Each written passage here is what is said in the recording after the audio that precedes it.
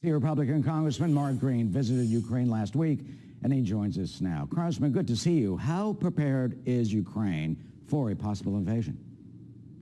I think Ukraine is very prepared.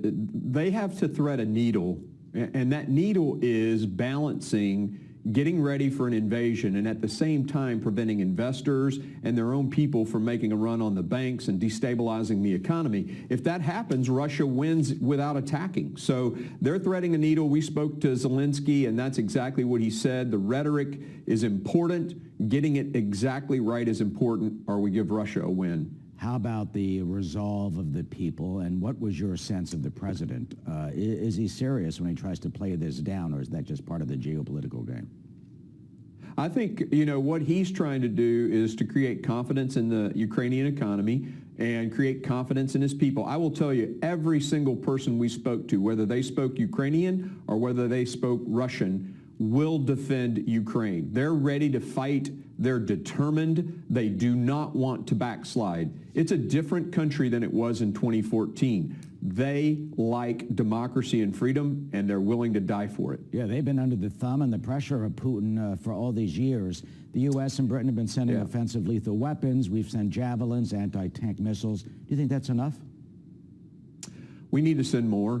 Some of the things that we realized while we were over there, the lethal aid is good, but it needs to be more. Howitzers, more air defense missile systems, the Javelin, all those things that kill tanks and armored vehicles.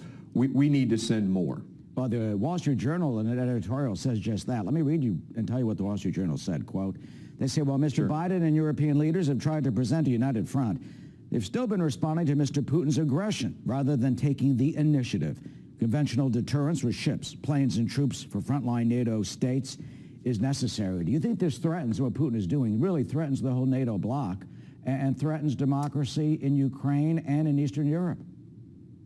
Yeah, it is absolutely a threat to NATO when he's moving troops into Belarus. That's on the border with Poland and our Baltic neighbors that are NATO allies. We have a sworn oath, a solemn oath in Article 5 that we will come to their defense. So yeah, I support increasing the lethal aid, and I also support deploying soldiers to those countries. Deploying U.S. troops to those countries? U.S. troops to Poland and the Baltics. That is the smart thing to do. Russia is building up on their border while he's building up in Belarus. And we must communicate that that Article 5 oath is something that we will not ignore. And quickly, why is it important for the West and democracies to support Ukraine?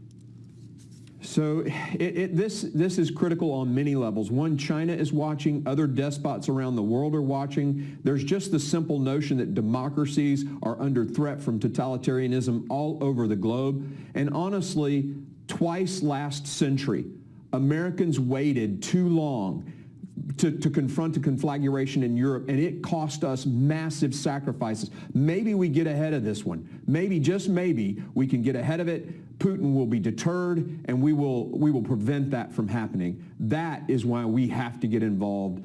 Not boots on the ground. The Ukrainians don't want us. They don't need us. They're ready to fight.